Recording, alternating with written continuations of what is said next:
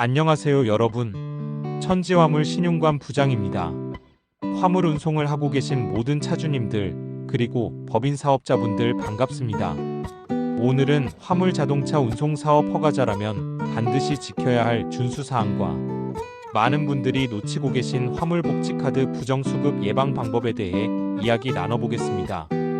혹시 잘 몰라서 위반하게 되면 과태료, 과징금, 육아보조금 정지까지 올 수 있기 때문에 끝까지 꼭 집중해 주세요.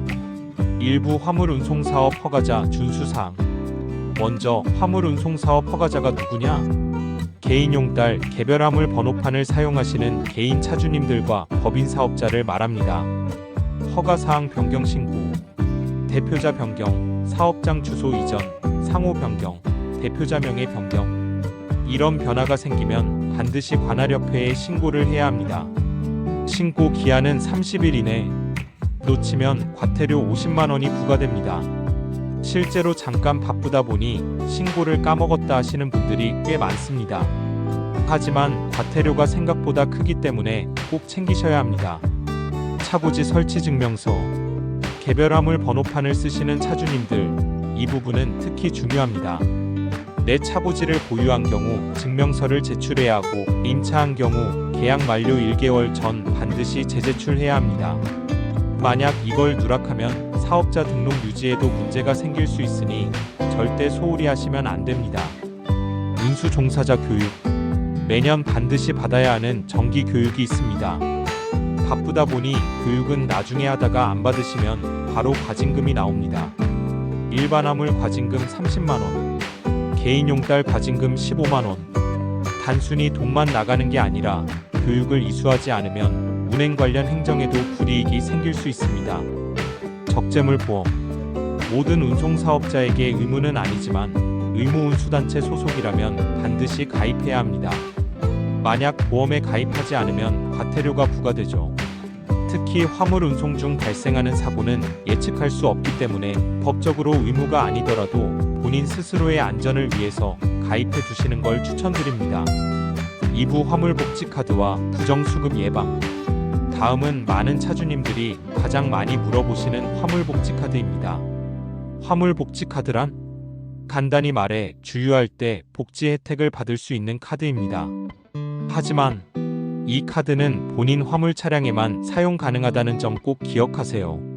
부정수급 사례. 여기서 문제가 되는 게 바로 부정수급입니다. 내 화물차 말고 승용차에 주유하는 경우, 가족이나 지인 차에 주유해주는 경우, 단시간에 여러 번 나눠서 주유하는 경우, 이런 행위들은 모두 부정수급으로 간주됩니다. 위반 시 제재. 예전에는 조금 가벼웠습니다.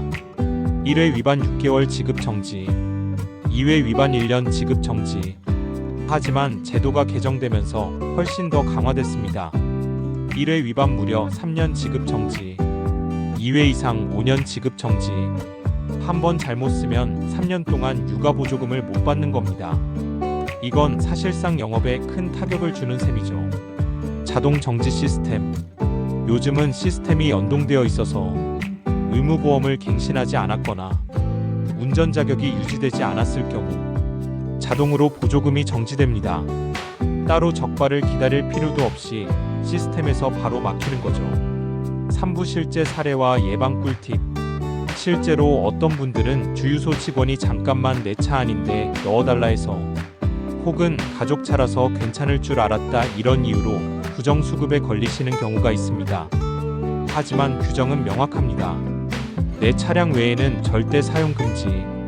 예방 꿀팁. 1.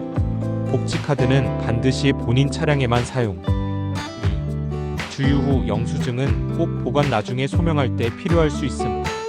3. 교육과 보험은 제때 갱신. 4. 주소, 대표자, 상호 변경 등은 30일 이내 신고. 오늘은 화물 자동차 운송사업 허가자가 지켜야 할 준수사항과 화물복지카드 부정수급 예방 방법에 대해 자세히 알아봤습니다. 사업을 운영하면서 모르고 지나가면 큰 불이익을 받을 수 있는 부분들이니 꼭 기억해 두시고 실천하시길 바랍니다. 영상이 도움이 되셨다면 좋아요와 구독 눌러주시고 궁금한 점은 댓글로 남겨주세요. 저는 다음에도 여러분께 꼭 필요한 정보로 찾아오겠습니다. 감사합니다. 구독, 좋아요 부탁드립니다.